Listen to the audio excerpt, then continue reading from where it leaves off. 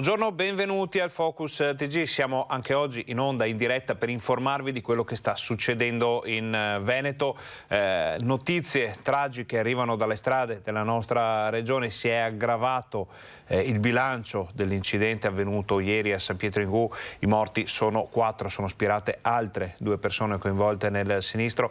Ma non è tutto. Stanotte un operaio è stato investito sulla 31 Valdastico da un'auto che l'ha scagliato a decine di metri di distanza e ha perso la vita. C'è stato poi un altro investimento sempre nel Vicentino. Tantissime le notizie di cronaca che arrivano da tutta la regione per il nostro telegiornale. Poi naturalmente ci sarà spazio per l'attualità, per tutte le altre news dal territorio, ma adesso andiamo subito a San Pietro in Gu per vedere l'aggiornamento dell'incidente avvenuto ieri. 4 morti, una strage al rientro dopo una giornata di lavoro. Alla fine il bilancio dell'incidente stradale avvenuto ieri pomeriggio lungo la Postumia a San Pietro in Gu è drammatico. Di 6 uomini a bordo della Fiat Multipla che si è schiantata frontalmente con un camion, solo 2 si sono salvati e sono ricoverati in condizioni critiche in ospedale. 4 le vittime ancora senza un nome. Quasi sicuramente si tratta di cittadini nordafricani, ma nessuno aveva i documenti di identificazione e ora la questura di Padova e quella di Vicenza dovranno procedere alla rilevazione delle impronte digitali per cercare di dare un nome ai 4 uomini, 2 deceduti sul colpo, altri 2 in ospedale.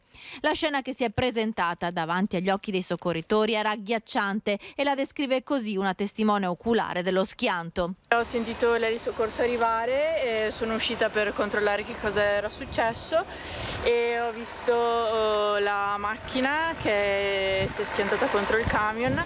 C'era un uomo giù per la scarpata e un altro al bordo fra la scarpata e la strada. La dinamica dell'incidente è al vaglio della polizia stradale. Sembra che l'auto su cui viaggiavano i 6 lavoratori non si sia accorta delle auto in coda in attesa del camion che stava per svoltare all'interno dei mangimifici veronesi.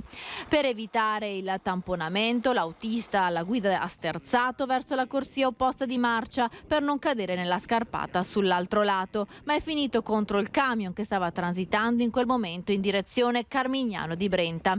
L'autista del mezzo pesante non è riuscito ad evitare l'impatto. La Fiat Multipla, intestata ad una cooperativa di Cologna Veneta, si è accartocciata in un istante, trasformandosi in una gabbia mortale.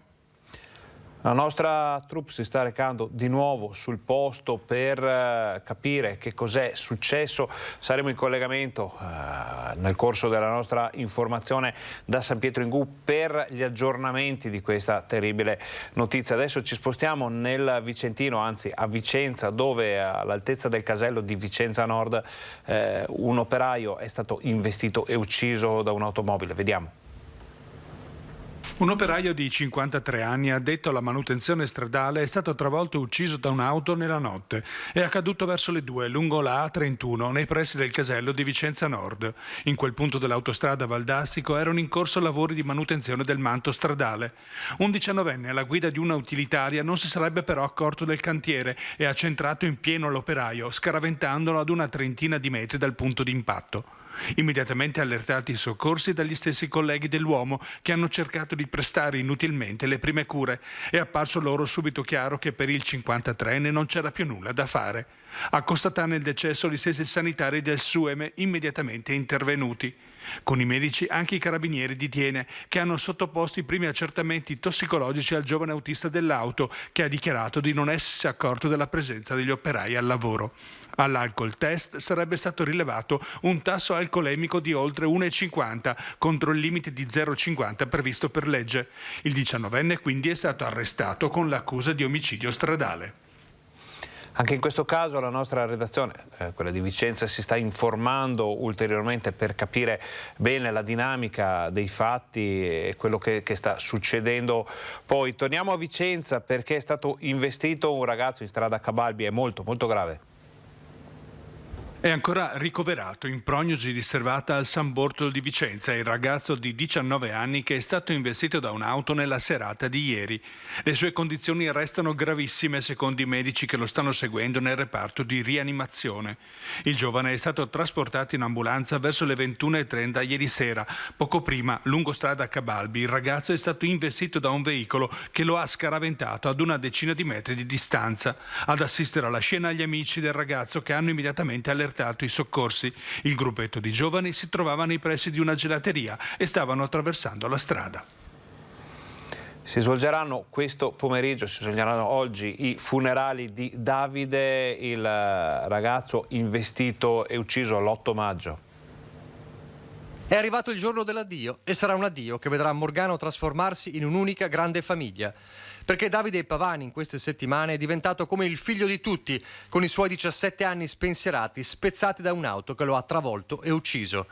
C'è stato il tempo dello shock e della rabbia dopo la scoperta che quell'auto era guidata da un 28enne agente di polizia che non avrebbe dovuto mettersi al volante. C'è stato e c'è ancora il tempo del dolore, impossibile da cancellare. Ora è anche il tempo dell'ultimo saluto.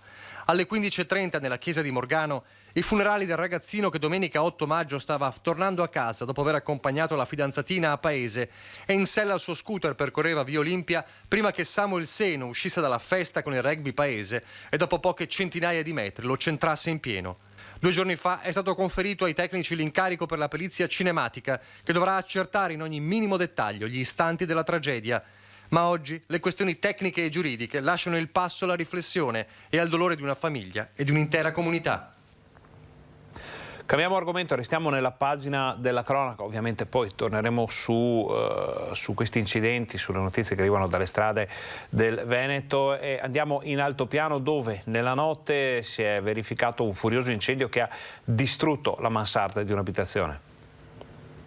Paura nella notte a Roana, dove è andata a fuoco la mansarda di un'abitazione. L'incendio si è sviluppato nel tetto di un'area sottoposta a ristrutturazione in via Fabris, a poca distanza dal centro abitato. Sul posto sono accorsi i pompieri di Asiago, Schio, Vicenza, oltre ai volontari di Tiene.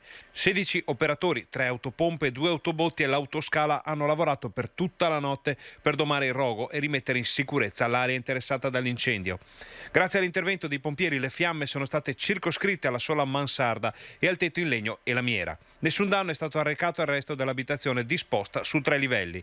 I residenti sono rimasti incolumi. Sul posto anche i tecnici dell'Enel e i carabinieri per le verifiche di rito.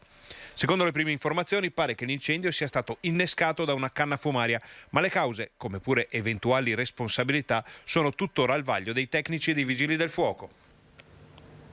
E a Padova un incendio ha invece distrutto un'intera falegnameria. Le fiamme sono divampate tra le cataste di legna stipate nel magazzino. Un incendio ieri pomeriggio ha distrutto il laboratorio della falegnameria Marangon Cesare in via Ronchibassi a Padova. La titolare ha udito 2 botti, poi il fumo e le fiamme che in poco tempo hanno divorato tutto. Sul posto sono intervenuti i vigili del fuoco di Padova e Abano Terme con 2 autopompe e 2 autobotti. Fortunatamente nessuno è rimasto ferito, ma i danni sono ingenti. Il rogo infatti ha distrutto il magazzino e il laboratorio di lavorazione e ha danneggiato una parte della casa vicino, bruciata anche l'auto del figlio della titolare. Il fumo poi, provocato dall'incendio, ha invaso le corsie della vicina autostrada provocando rallentamenti al traffico. Dopo aver spento le fiamme, i vigili del fuoco stanno ora cercando di ricostruire le cause del rogo. Sempre cronaca, ma ci spostiamo a Venezia dove ci sono 2 arresti da parte della polizia locale. Avevano pedinato un anziano dentro la chiesa di San Geremia a Venezia per rubargli il contenuto di un borsello portato a tracolla. Fallito il colpo, hanno preso di mira senza successo 2 svizzeri con le valigie. E a quel punto che sono intervenuti gli agenti del nucleo operativo della polizia locale. Gli agenti sono riusciti a bloccare l'autore del tentato furto ai danni dei turisti e arrestarlo a seguito dei numerosi precedenti specifici.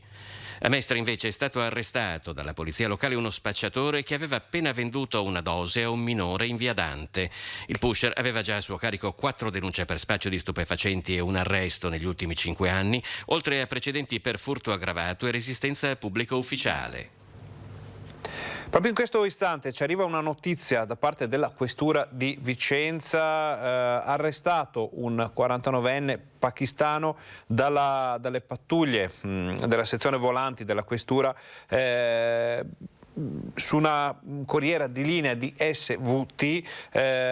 Il conducente ha dovuto fermare il mezzo perché attirato dalle urla e dai pianti, fa sapere la nota emessa dalla Questura, di alcune giovani ragazze che lamentavano di essere state più volte toccate da un uomo. L'arrivo degli agenti ha permesso di ricostruire immediatamente quel che era accaduto, ovvero 8 giovani vittime, di cui 4 minorenni, sono state assistite dagli agenti e hanno raccontato di essersi imbattute in questo individuo che le ha prima seguite, poi molestate, toccate fisicamente in ripetute in varie zone del corpo, e è stato arrestato. Si tratta di un cittadino pakistano di 49 anni, disoccupato, regolarmente residente in provincia, con a carico insomma già noto alle forze dell'ordine per reati contro il matrimonio, che è stato condotto in questura, tratto in arresto con l'accusa di violenza sessuale. Anche qui la nostra redazione si sta informando sulle dinamiche di questa incredibile vicenda. Ve ne daremo conto nel corso della nostra informazione. Ora però facciamo una brevissima pausa pubblicitaria, state con noi perché torniamo fra pochissimo.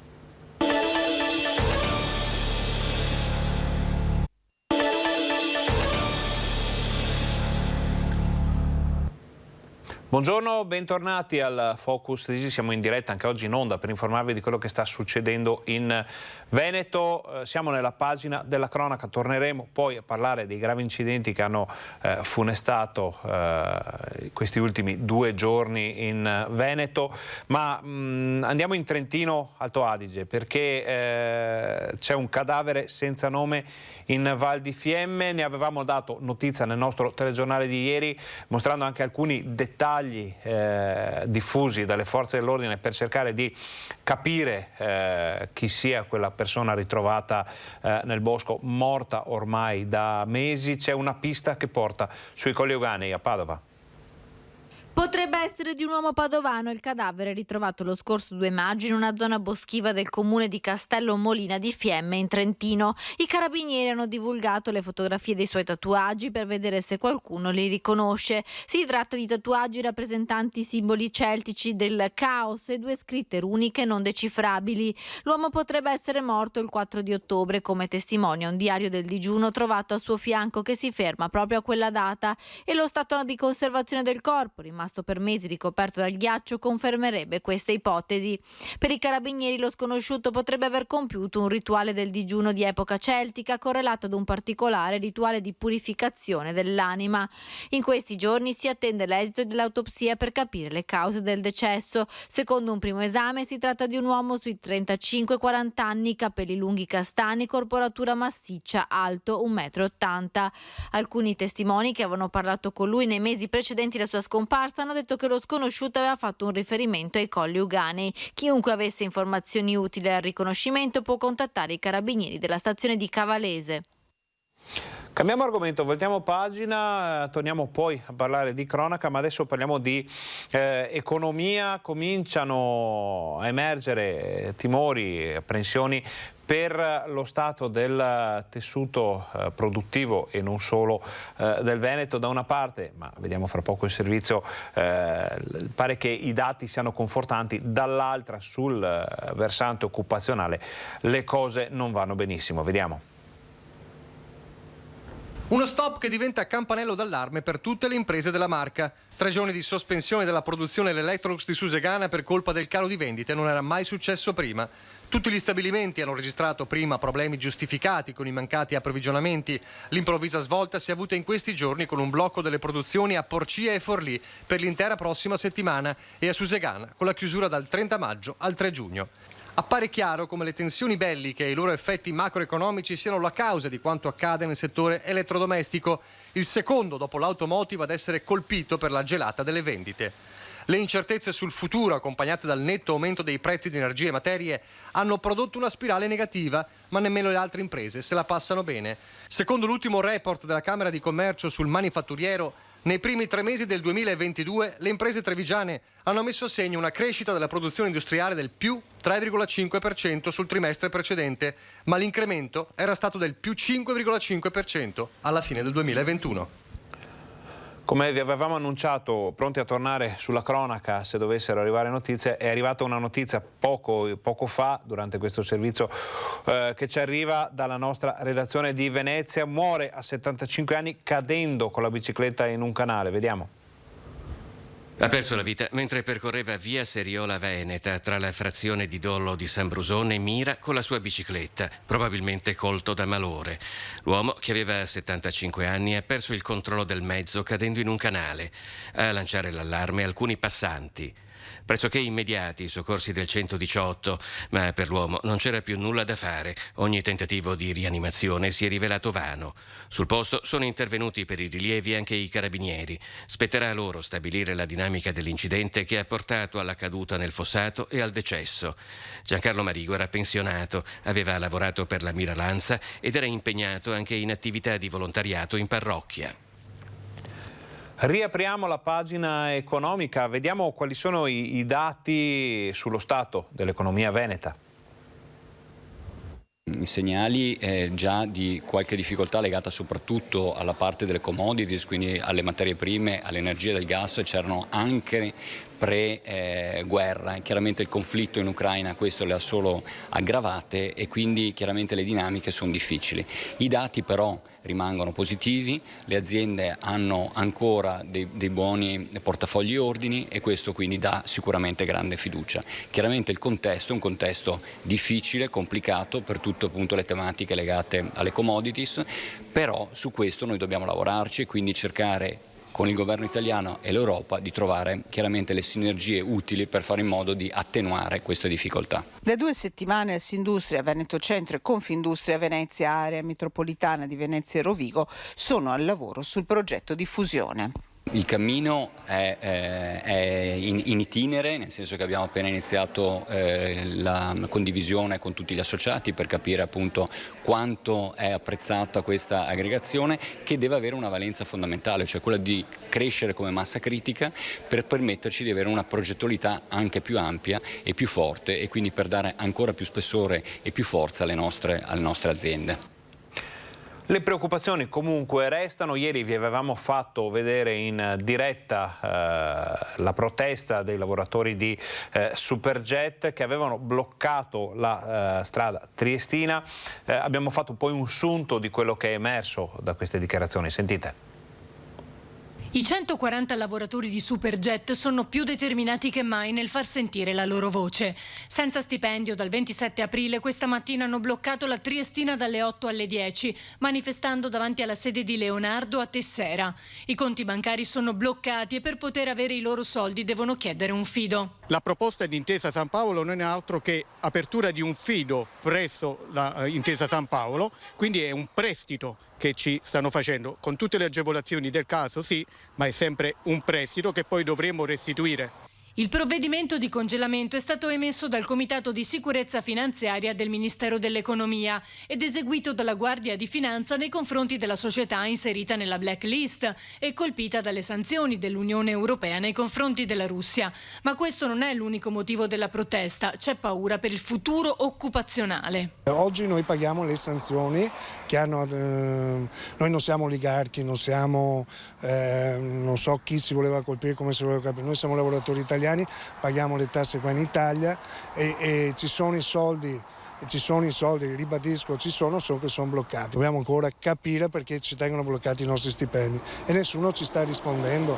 L'appello va ancora una volta alle istituzioni. Abbiamo avuto l'incontro anche col Ministro del Lavoro. Ora, da parte della Regione, da parte delle istituzioni abbiamo una grande solidarietà, ma con la solidarietà non si sbloccano gli stipendi. Quindi chiediamo un intervento immediato perché anche questo mese probabilmente non avremo lo stipendio e non sappiamo se il mese prossimo ci sarà qualcosa. I lavoratori non si arrendono. Non hanno alcuna intenzione di mollare, ma soprattutto hanno lanciato un chiaro appello, un appello d'aiuto, di non essere abbandonati, di non abbandonare questi lavoratori e tutte le loro famiglie.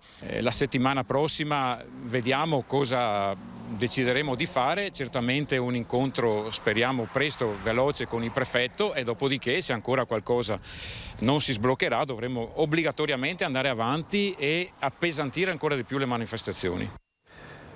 Parliamo ancora di lavoro, economia, rimaniamo a Venezia ma andiamo sul litorale dove sta sorgendo la grana delle concessioni balneari.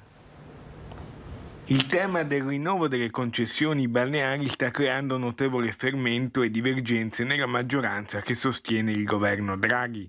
Secondo l'Europa dovrebbero essere messe a gara e quindi in discussione già nel 2024.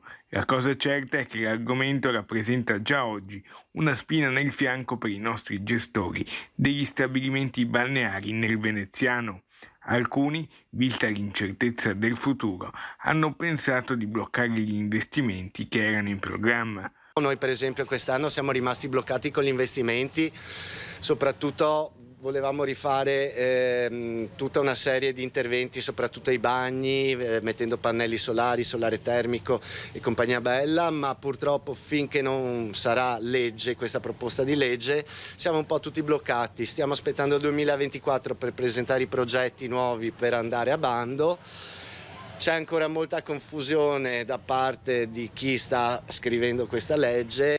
La preoccupazione nell'area è ben tangibile. Speriamo insomma che non facciano una cosa che ci venga una zappa sui piedi, perché noi tanti anni che siamo qua, che investiamo, che facciamo di tutto, anche tante cose non vengono dette, noi paghiamo delle concessioni molto care. Alcune attività per la cura e manutenzione dell'arenile vengono protratte dopo l'estate, anche per la stagione invernale. Paghiamo la pulizia della spiaggia, siamo noi che ce ne occupiamo dello spiaggiato, della protezione delle dune invernali, e sono tutte cose che la gente non capisce, perché non sa quanto andiamo a spendere realmente per il mantenimento del litorale, oltretutto dando lavoro a molte persone.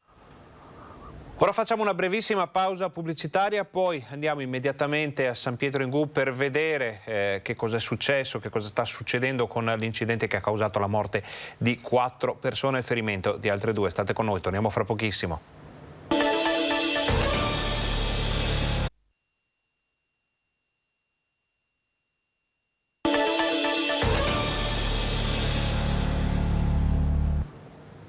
Buongiorno, bentornati al Focus TG. Siamo anche oggi in onda, in diretta, per informarvi di quello che sta succedendo in Veneto. Prima di poterci collegare con San Pietro Ingù per vedere quel che è successo con l'incidente mortale che è costato la vita a 4 persone, andiamo a Venezia per vedere l'esito dello sciopero del trasporto pubblico. Lo sciopero generale blocca i trasporti e i collegamenti a Venezia. Lo sciopero di 24 ore, ancora in corso, che si concluderà alla mezzanotte di oggi, ha visto per ora una percentuale di adesione molto elevata. I dati sono ancora provvisori, ma nel trasporto pubblico a CTV hanno aderito allo sciopero dei lavoratori il 66,5% del personale impiegato nella navigazione e la punta massima dell'82% nel versante automobilistico questa mattina. Abbassate le armi e alzate i salari, il grido dei lavoratori che hanno espresso tutto il loro sconcerto per la guerra in Ucraina durante il presidio di questa mattina alle Zattere. Abbassare le armi e alzare i salari, perché si torni a parlare di lavoro finalmente in Italia, quel lavoro che dopo una pandemia non ancora finita, è una guerra che nessuno ha voluto, è un lavoro che è stato ancora duramente colpito, salari bassi, contratti collettivi al ribasso, perdita di diritti sui posti di lavoro, la questione femminile, anche questa è una questione importante. Lo sciopero generale, programmato a livello nazionale, non ha riguardato solo il comparto dei trasporti, che era comunque il più attenzionato, ma anche altri molti servizi essenziali per la vita della città. Indetto dai sindacati di base, non dai confederali, la partecipazione dei lavoratori è stata comunque alta e trasversale, al di là delle sigle di appartenenza. Perché finalmente si torni a mettere al centro dell'attenzione l'essere umano e il lavoro. Senza lavoro non si muove l'economia. Andiamo subito a San Pietro in Gu, dove Valentina Visentin ci aspetta per aggiornarci sugli esiti dell'incidente mortale avvenuto ieri. Buongiorno Valentina. Sì, buongiorno Ferdinando, mi trovo sul luogo della tragedia, proprio alle mie spalle, lì è caduta e precipitata la macchina dopo lo scontro con il mezzo pesante che proveniva in senso opposto. Siamo a San Pietro in Gu, lungo la Postumia, il bilancio è di 4 morti, 2 sul colpo, 2 invece in ospedale, una a Vicenza e una a Padova. Con me c'è Paolo Polati, sindaco di San Pietro in Gu, e si torna a puntare l'attenzione sulla pericolosità di questa strada, vero sindaco? Sì, esatto, questa strada è una strada importante, è un'arteria molto trafficata dove ogni giorno transitano molti veicoli, camion e automobili. Qualche anno fa proprio questo tratto che ha visto coinvolti l'incidente di ieri era già stato teatro di un incidente mortale, e quindi questo spinge l'attenzione alla prevenzione sulla sicurezza stradale. Fa riflettere il fatto che il conducente che è stato identificato, è stato l'unico per ora identificato, abbia 22 anni. E quindi ritorna il tema sulla sicurezza, sulla prevenzione stradale, soprattutto nei giovani. È stata una tragedia ieri sera. Subito quando mi hanno allertato le forze dell'ordine mi sono recato sul posto per capire la gravità della tragedia, e devo ringraziare tutte le forze dell'ordine, i vigili del fuoco, il 118 che sono intervenuti, sono prontamente intervenuti, hanno tentato di fare il possibile, i soccorsi disperati per trasportare i 2 feriti in elisoccorso, ma purtroppo non ce l'hanno fatta.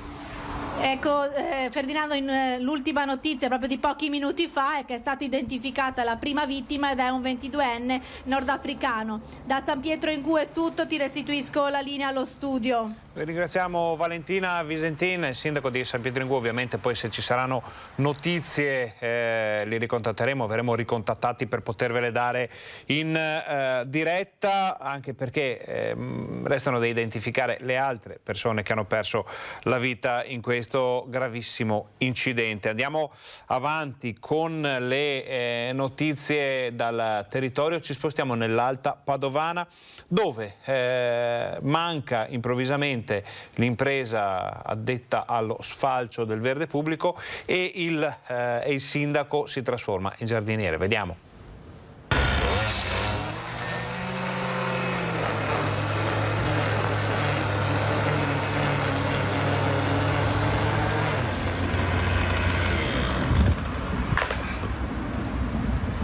Ma a voi vi sembra normale che un sindaco si metta a tagliare l'erba perché l'impresa non si presenta al lavoro? Sotto la visiera di protezione e i vestiti tecnici da lavoro c'è il sindaco di Noventa Padovana Marcello Bano che, decespugliatore alla mano, si improvvisa giardiniere per sfalciare l'erba alta dei marciapiedi del suo comune.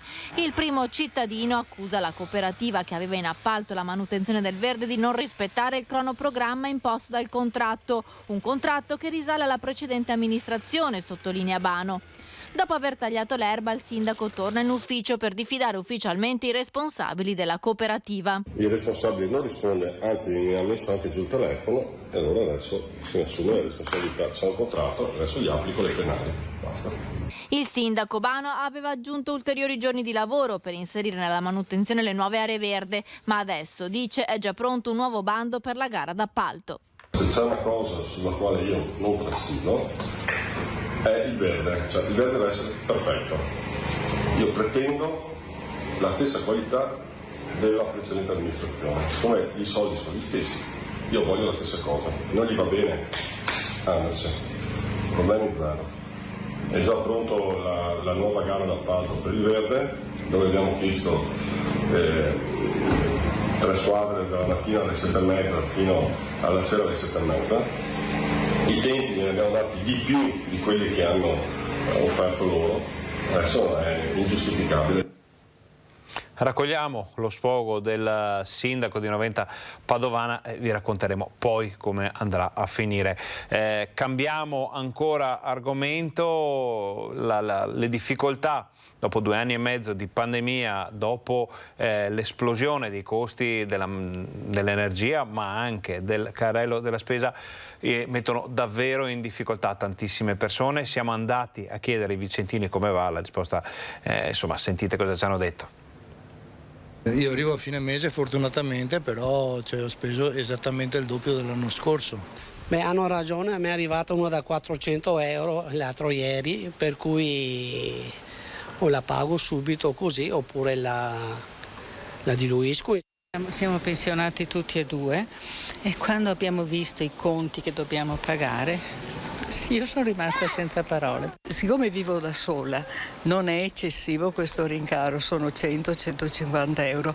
Ora sto aspettando l'altra e vediamo se conferma questo importo. La difficoltà è per tutti, perché anche uno che lavora, che prende 800-900 euro al mese o anche 1.200, spende 1.000 euro al mese, non al mese, in 2 mesi di gas, ovviamente è un problema. Si fa veramente difficoltà ad arrivare a fine mese, è vero? Sì. Il problema di queste persone esiste, perché i rincari sono notevoli. Tutte le bollette arrivano tutti indiscriminatamente. Lei ha notato aumenti di quanto? Dunque del 30% almeno. Lo sentiamo tutti, chiaramente, soprattutto il gas per quanto mi riguarda. È difficile per tutti, è difficile anche per le aziende, sinceramente, affrontare i costi dei rincari. Quindi è generalizzato l'aumento, ma non solo delle bollette, lo si vede anche nei supermercati, sono aumentati tutti i prodotti. Si rinuncia a tante cose, sicuramente c'è una rivisitazione anche dei bisogni, forse anche il Covid ci ha insegnato. Un taglio, che ne so, le vacanze, le cene. Una vittoria dei cittadini, quella portata nei confronti anche dell'ULSS 7 Pedemontana.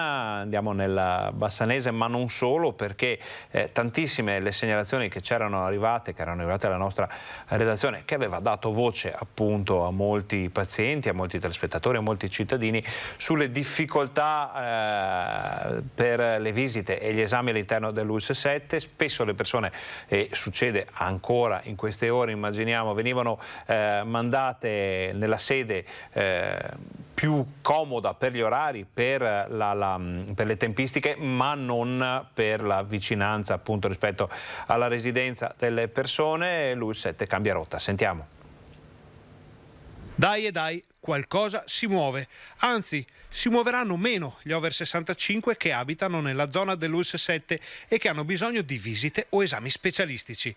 L'azienda sanitaria della Pedemontana ha messo a punto una procedura per proporre ai pazienti, in fase di prenotazione, una sede ospedaliera più vicina a casa. L'utente potrà infatti accettare la prima disponibilità proposta nell'ottica di una gestione più rapida del caso ovunque essa si trovi, oppure chiedere di essere inserito in una lista speciale. In questo caso non dovrà più preoccuparsi di richiamare, sarà direttamente il centro di prenotazioni a richiamare non appena individuata una disponibilità vicino a casa. Una grande vittoria per i cittadini che hanno voluto far sentire la propria voce con decine di segnalazioni riguardanti la disorganizzazione nella gestione di visite ed esami dell'ULSS 7. Voci che noi di Rete Veneta abbiamo raccolto portandole all'attenzione del grande pubblico e di chi gestisce la sanità tramite tanti servizi che riguardavano proprio visite fissate chissà dove per esami che fino a poco tempo fa si potevano fare letteralmente sotto casa. E qui emergono due evidenze. Da una parte, la soluzione proposta conferma che c'è un problema di questo genere, soprattutto per i pazienti anziani costretti a pagare a volte un accompagnatore o a chiedere a parenti di prendersi un giorno di ferie per fare esami e visite. Nonostante qualcuno abbia sostenuto a lungo che non c'era alcun problema nell'ULSS 7. Dall'altra emerge come questo risultato sia arrivato anche per un primo intervento da parte dei sindaci del territorio che hanno incontrato i vertici dell'azienda sanitaria e la sanità regionale per capire cosa stia succedendo nel San Bassiano, al Sant'Orso e nell'ospedale di Asiago. Se questo primo incontro ha sortito qualche effetto, fa notare qualcuno, forse i sindaci potevano anche raccogliere le istanze dei cittadini qualche mese fa. Forse qualche risultato sarebbe stato raggiunto prima, parecchi anziani malati si sarebbero evitati disagi inutili. Ma tant'è, questa ammissione apre le porte a un ragionamento più ampio, politico e di gestione, sul futuro dell'azienda guidata dal DG Carlo Bramezza.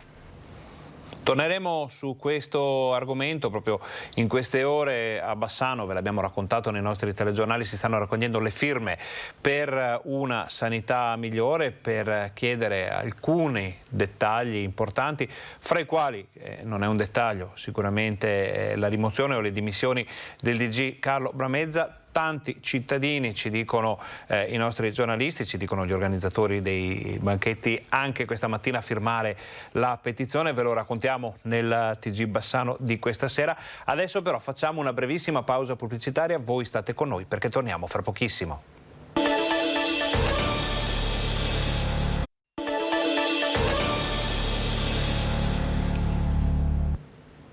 Buongiorno, bentornati al Focus TG. Siamo in diretta anche oggi in onda per informarvi di quello che sta succedendo in Veneto. Ieri il Premier Draghi ha fatto una visita istituzionale ufficiale in Veneto, ha incontrato i ragazzi di una scuola di Somma Campagna in provincia di Verona. Vediamo che cosa ha detto. Non vi dovete preoccupare, guardare con ansia al futuro. Guardate con ottimismo il futuro. Il futuro è lì perché voi ve ne impadroniate. Il futuro è lì perché voi diventiate protagonisti del futuro. So che queste sono parole un po' difficili, però bisogna guardare al futuro come a una partita. La volete vincere la partita, no? Se no perché giocare se già volete perdere? E niente ansia, mi raccomando. Si rivolge così ai ragazzi delle scuole medie di Somma Campagna il Premier Mario Draghi, arrivato nel Veronese in mattinata per incontrare una classe in particolare, la seconda D, che nelle scorse settimane aveva inviato una serie di lettere a Palazzo Chigi a lui indirizzate per chiedere spiegazioni sulla guerra in Ucraina, spiegazioni che non sono tardate ad arrivare, così come alcuni retroscena. Io l'ultima volta che ho parlato col presidente Putin ho cominciato la telefonata dicendo: la chiamo perché voglio parlare di pace. E mi ha detto: non è il momento. La chiamo perché vorrei che ci fosse un cessate il fuoco. Non è il momento. La chiamo perché forse molti di questi problemi li potete risolvere solo voi due. Lei, presidente Putin, e lei, presidente Zelensky. Perché non vi parlate? Non è il momento. Invece ho avuto più fortuna. L'altra settimana, quando sono andato a Washington e parlando col presidente Biden, gli ho detto che forse è solo da lui che Putin vuole sentire una parola. Ma nella giornata veronese del Premier parole precise sono state spese anche sulla pandemia e sul ruolo dei giovani, con un'indicazione per l'utilizzo delle mascherine in classe. Avete fatto cose straordinarie, siete stati bravissimi, avete rispettato le regole e grazie anche al vostro rispetto delle regole, ma anche e soprattutto ai vaccini, io spero proprio che con l'anno prossimo non ci sia più bisogno di mascherine, guardate. Spero proprio che la pandemia non ritorni.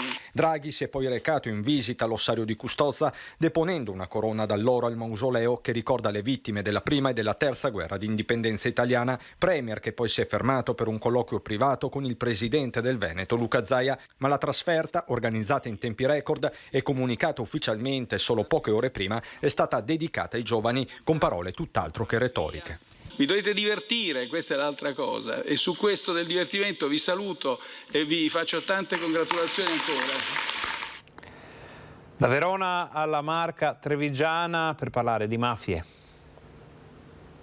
Treviso, dopo la provincia di Verona, c'è un numero elevato di segnalazioni e operazioni sospette. La Marca seconda nel Veneto per operazioni finanziarie in odore di mafia. A sottolinearlo il colonnello Paolo Storoni, capo centro della direzione investigativa antimafia del Triveneto. Ci sono delle criticità che devono far riflettere.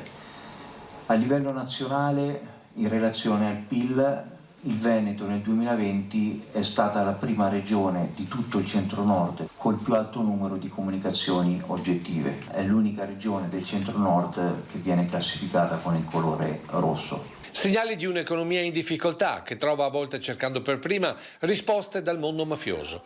Denaro che arriva facilmente quando le banche chiudono le porte, ma anche crediti recuperati con la forza e la violenza di capi bastone perché la via legale non dà certezze. E nello spaccato tracciato oggi dai banchi di Casa dei Carraresi, però c'è anche un segnale forte di evasione fiscale dal Veneto. Importo medio di denaro in contanti, il Veneto è la prima regione a livello nazionale.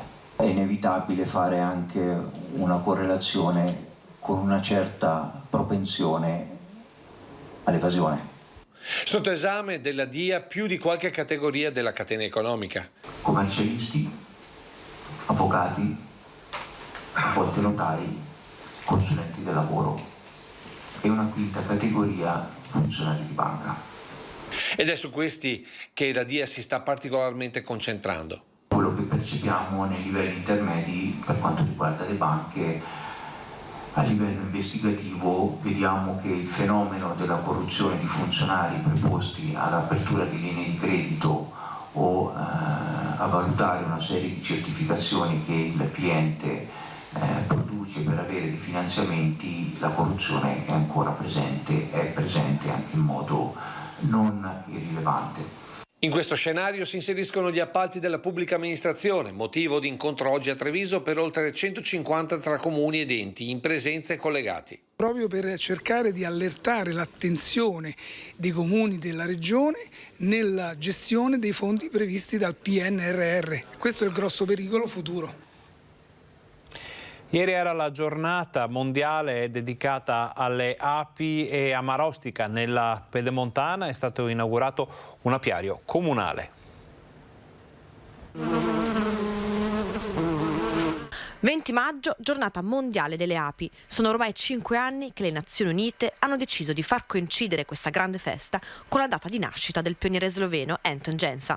Slovenia, lo stato definito più apicoltore del mondo, un'arnia ogni 350 abitanti. Giornata mondiale istituita dalle Nazioni Unite proprio per ricordare l'importanza delle api. Ricordo che le api purtroppo sono in estinzione, non esistono praticamente più allo stato selvatico, esistono solo se allevate. Quindi l'importanza veramente di questa giornata mondiale, perché le api, ricordo, ci impollinano circa il 70% della frutta e verdura che consumiamo. Quindi la scomparsa delle api sarebbe veramente una catastrofe per l'umanità, ma direi anche per tutto il pianeta. E qui a Marostica, nel Sentiero dei Carmini, inaugurato questa mattina uno spazio dedicato a loro, alle api. Col patrocinio del comune di Marostica e in collaborazione con gli amici della Compagnia delle Mura che seguono questo parco pubblico che è il Parco Salini, abbiamo istituito questo apiario con 5 arnie. Speriamo di arrivare a 500.000 api a breve, adesso ce ne sono circa 300-400.000, e a scopo didattico, quindi porteremo qua le scolaresche al comprensorio e anche i turisti che vorranno venire a ascoltare le nostre lezioni di api didattica. Un'estinzione silenziosa, quella delle api, da loro dipende l'80% di frutta e verdura che portiamo sulle nostre tavole. L'ape voi ce l'avete a casa nel vostro giardino, solamente ormai qua da noi, solamente se entro 4 km c'è un apicoltore che ha una casetta come questa e con la sua passione alleva le api. Possiamo dire che gli apicoltori siano degli eroi? Io direi proprio di sì, perché pensando che le api vivono solo perché ci sono gli apicoltori, le api impollinano e producono frutta e tutto il resto, io ho l'impressione che gli apicoltori bisognerebbe pagarli per il mestiere che fanno, anche gli hobbisti, perché grazie a loro se l'economia, l'ortofrutta funziona, perché è solo per loro grazie alle api. E dagli apicoltori agli allevatori, al comparto primario che teme le ricadute della peste suina. Oggi ci sono 2 casi, 2 aree ben specifiche, un'area tra la Liguria e il Piemonte e un'area che è nella parte laziale, parte di Roma. Quindi oggi nel Veneto non c'è nessun caso di peste suina, però la sorveglianza è alta, ma soprattutto noi oggi dobbiamo intervenire su quei fattori e quindi su quei elementi che propongono questa peste suina e quindi sugli ungulati e quindi sui cinghiali. Per ora la peste suina non è arrivata in Veneto. I controlli negli allevamenti sono severi per arginare un virus che avrebbe conseguenze importanti per la produzione veneta e padovana. Oggi l'intero indotto a livello regionale è intorno ai circa 200 milioni di euro, mentre per quanto riguarda Padova è intorno ai 38 milioni di euro, quindi una fetta importante di un settore molto importante, ma su questo mi faccia spezzare una lancia importante per i nostri allevatori che utilizzano una biosicurezza all'interno dei propri allevamenti, quindi massima sicurezza per quanto riguarda l'allevamento dei suini nel Veneto e soprattutto anche a Padova. Resta però il problema dei cinghiali veicolo di contagio. Le normative che regolano gli abbattimenti sono troppo stringenti per il direttore della CIA. Vanno riviste ed aumentati i controlli sanitari.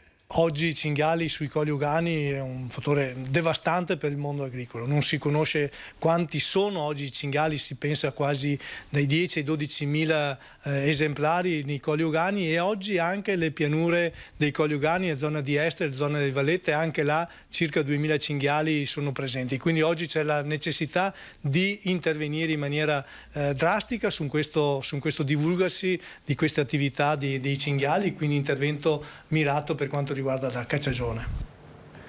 Ricorre oggi il centenario della nascita di Augusto Murer, vediamo. Io credo che francamente abbia avuto indubbiamente un ruolo importante nell'ambito della scultura del Novecento. Parla Bruno Murer, che stamattina a Palazzo Piloni con i fratelli Ornella e Franco, non senza commozione, ha ricordato il padre Augusto, lo scultore che ha interpretato da protagonista nel Veneto e in Italia le istanze di rinnovamento del secondo dopoguerra, lasciando nel patrimonio pubblico e privato il segno di una forza creativa in sintonia con la crescita della comunità. Il 21 maggio ricorre il centenario della nascita a Falcade di Augusto Murer e l'occasione speciale sarà celebrata con un lungo elenco di iniziative coordinate dall'amico scultore Elio Armano, che ha radunato partner importanti, Regione, Provincia, Comuni di Belluno e Falcade, Fondazione Teatri, Museo Fulcis, ABM e Longarone Fiere. Sono stati i familiari che mi hanno chiesto di occuparmene. Non è una cosa facile, perché sono passati 37 anni da quando Augusto se n'è andato a Padova. E in 37 anni si dimenticano tante cose. L'evento più atteso è senza dubbio la mostra ospitata dal prossimo 30 giugno al Museo Fulcis di Belluno, con il patrimonio messo a disposizione della famiglia di Murer. Ma già dalla metà del prossimo mese il suo laboratorio a Molino di Falcade, a Rinato Museo, aprirà i battenti al pubblico. E poi le tappe a Canale d'Agordo, Longarone, Vittorio Veneto, Vicenza, Pieve di Soligo e Venezia, con un appuntamento oltreoceano a Caxias do Sul, nello stato del Rio Grande, per ricordare lo scultore, le cui opere sono conservate anche all'Ermitage di San Pietroburgo. Era una persona che estremamente aperta, di una grandissima generosità. È stata una persona squisita. Parte la staffetta della solidarietà. Tutto concentrato in una parola: solidarietà. Al via Run for Hope Massigen, la corsa che prende vita domani in tutta Italia, con staffette regionali e con una raccolta fondi che andrà totalmente ad AIL, l'associazione italiana contro le leucemie, i linfomi e il mieloma. Noi lavoriamo per aiutare il reparto di ematologia dell'ospedale civile di Vicenza e i malati ricoverati che hanno bisogno, i pazienti, cioè tutto quello che gira attorno al mondo del reparto di ematologia di Vicenza. Si corre in 20 città capoluogo di tutte le regioni italiane, 20.000 partecipanti previsti, 3.000 in Veneto dove si parte a Vicenza e in 9 tappe con passaggi di testimone ogni 10 km si passa da Verona, si torna verso Altissimo, Malo, Tiene, Marostica, Bassano e poi ancora Belluno, Treviso, Venezia, Chioggia, Padova, Este e Camisano Vicentino. Traguardo a Vicenza sabato 29 maggio. È un evento che viene fatto per accendere un faro sulla solidarietà. Quest'anno noi corriamo per donare soldi, per dare il nostro aiuto ad AIL per un progetto che riguarda l'assistenza ai cittadini ucraini ospiti nel nostro paese che fuggono dalla guerra e che hanno problemi oncologici. 44 le associazioni sportive venete che partecipano, oltre a gruppi e a singoli. È una staffetta dove ci si passa il testimone in senso reale, fisico, ma anche essere presenti come testimoni di questo evento e quindi non c'è una preclusione sul fatto di essere sportivi o meno, ecco, di essere invece solidali, quello sì. Tutti possono correre per la solidarietà attraversando i panorami del Veneto, del Vicentino, i luoghi, i monumenti sacri della storia, della cultura, della città del Palladio.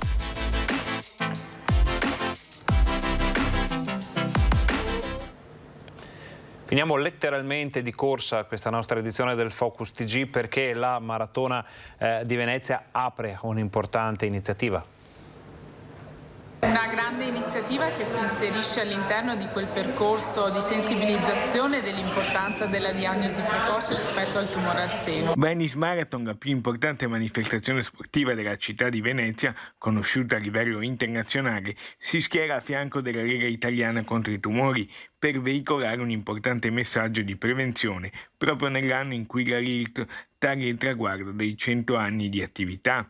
Così, domenica 23 ottobre, nell'ambito della 36esima edizione della Maratona, verrà organizzata anche un'edizione speciale della Corsa in Rosa per promuovere la cultura della prevenzione oncologica e raccogliere fondi per le LILT del Veneto. noi l'abbiamo accolta con entusiasmo e abbiamo appunto riservato al minimo 1000 pettorali, ma potrebbero diventare 1500 nell'ambito della 10 km. La LILT fa questo lavoro da tanti anni, un servizio importantissimo, quest'anno festeggia il centenario e quale miglior festeggiamento se non quello di scegliere Venezia per lanciare questo importante messaggio. Il 23 ottobre sarà una domenica di festa, sport e solidarietà. Si partirà alle ore 8:30 dal Parco di San Giuliano di Mestre per raggiungere Riva Sette Martiri a Venezia in un itinerario suggestivo che transiterà tra l'altro lungo il canale della Giudecca sino a Punta della Dogana, passando sul tradizionale ponte gareggiante costruito appositamente sul Canal Grande e attraversando Piazza San Marco. Il percorso della gara sarà l'ultimo tratto della Venice Marathon. I nostri partecipanti correranno tutti con la maglia della LILT e avranno così una visibilità importante che ricorderà a tutti quanto appunto sia fondamentale prevenire. L'arma vincente contro il cancro è determinata dalla prevenzione, primaria, secondaria e terziaria. Di qui quindi la necessità, l'urgenza di avvicinarci alla nostra comunità sapendo che la prevenzione è l'arma vincente. Prima di salutarvi vogliamo farvi vedere i dati che ci arrivano dall'azienda Zero della Regione del Veneto per quanto riguarda l'emergenza Covid. Sono 2010 le nuove positività riscontrate con gli ultimi tamponi che portano il numero delle persone attualmente positive in Veneto a 40.367. È un dato in netto calo rispetto ai giorni scorsi. Scende anche il numero delle persone ricoverate in area non critica, resta stabile attorno alle 40 unità. L'occupazione delle terapie intensive, sono da segnalare purtroppo ancora 7 decessi. Questa era l'ultima notizia del nostro Focus TG. Ringraziamo Alessandro Costacurta per la regia, ringraziamo tutti i nostri colleghi che ci hanno permesso di portare nelle vostre case le ultime notizie dal Veneto. Vi invitiamo a seguire TG Bassano e TG Vicenza di questa sera per tutto quello che non è stato detto finora. Vi ringraziamo per essere stati con noi e vi auguriamo un buon pomeriggio.